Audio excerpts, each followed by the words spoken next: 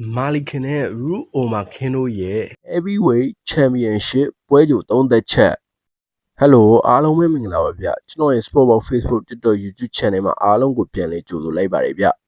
အခုကျွန်တော်တင်ဆက်ပေးမယ့်အကြောင်းအရာလေးကတော့ One Championship MMA Heavyweight Championship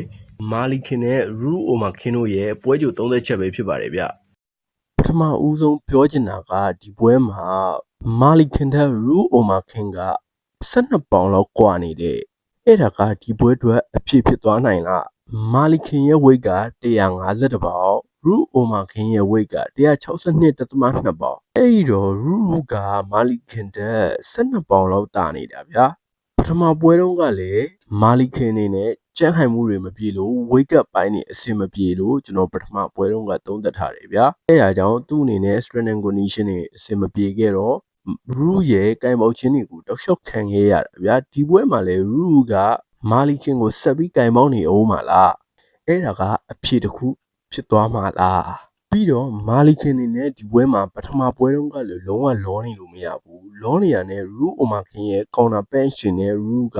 ပထမပွဲတုန်းကလိုပဲအနိုင်ယူသွားမှာနှစ်ယောက်စလုံးကတော့ပွဲမထိုးတာတစ်နှစ်ကျော်လောက်တော့ရှိပြီဆိုတော့နှစ်ယောက်စလုံးရဲ့လက်ကနည်းတော့သွေးဖို့လိုနေတော့ပထမချီကတော့သူတို့လက်ရည်သွေးမယ်လို့တော့ကျွန်တော်မြင်နေဗျာRu ကတော့ထုံးစံတိုင်းဒီဘက်က counter punch ပဲထိုးဖို့များတယ်ဒီပွဲမှာလေသူကပထမပွဲတုန်းကလည်း counter punch နဲ့အလုပ်ဖြစ်တာတော့ကျင်းနေတယ်ဒီပွဲလဲသူ counter punch နဲ့ပဲထိုးမှာပဲ Malikin အနေနဲ့ကပထမပွဲတုန်းကလိုအရန်ပြီးလောနေအောင်မလားစိတ်ရှိနဲ့Ru ရဲ့အမားကိုစောင့်ပြီးမှသာသူ့အနေနဲ့သူ့ရဲ့ power punch တွေကိုထိုးသင့်တယ်လို့တော့Malikin အတွက်ကတော့ဒီပွဲကလုံးဝအရေးကြီးသွားပြီဗျာသူ့အနေနဲ့ဒီပွဲမှာသာ Ru ကိုမနိုင်ခဲ့ရင်သူ့ရဲ့ heavyweight ကပတ်ကိုလုံးဝဆွန့်လွတ်လိုက်ရတော့မယ့်အနေထား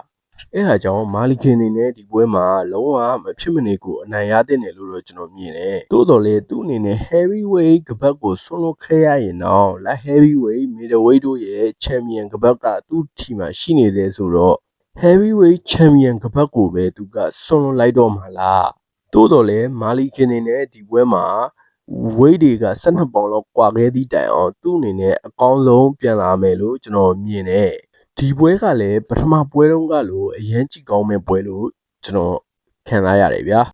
Ru ဘက်ကိုတစ်ချက်စဉ်းစားကြည့်ရအောင်ဗျာRu Omakin ကဒီပွဲမှာ Malikin ထက်12ပေါင်လောက်ပိုတာထားတော့ပထမပွဲတုန်းကလိုသူ့အနေနဲ့ကင်ပေါက်တာမျိုးတွေ power punch ထိုးတာတွေပြိုင်ဘက်ရဲ့အမားကိုစောင့်တာတွေအဲ့လို game plan နဲ့ပဲလာမှာဗျာသူကတော့ Malikin ရဲ့အမားကိုပဲစောင့်မှာ Malikin အနေနဲ့ကဘယ်လို game plan နဲ့ပဲထွက်လာမလဲဆိုတာကကျွန်တော်တို့ကစိတ်ဝင်စားဖို့ကောင်းတာ Malikin ကပုံမှန်ကသူ့အနေနဲ့က aggressive ဖြစ်တဲ့ style နဲ့သွားတာဗျာဒီပွဲမှာလည်းအဲ့လိုပဲ aggressive ဖြစ်နေအောင်မလား aggressive ဖြစ်တာကတော့သူ့ရဲ့ကစားပေါက်ပဲဆိုတော့ကျွန်တော်တို့ကသွားပြောလို့မရဘူး aggressive ဖြစ်ခဲ့သည့်တိုင်အောင်လက်တီးချက်တွေကထိနေဖို့လိုတယ်ဗျာထိမှလည်း Ru ကကြာမှာမထိရင်တော့ Ru ရဲ့ counter punch တွေကပထမပွဲတုန်းကလိုတောက်လျှောက်ထွက်လာမှာပဲပြီးတော့ပထမပွဲတုန်းကလို Ru ကကင်ပေါက်တဲ့အလုပ်တွေကိုဒီပွဲမှာလည်းဆက်လုပ်နေဦးမှာပဲဗျာဒီပွဲကတော့တကယ်ကြီးလို့ကောင်းမဲ့ပွဲတစ်ပွဲပါဗျာအားလုံးကိုကျေးဇူးတင်ပါတယ်ဗျာ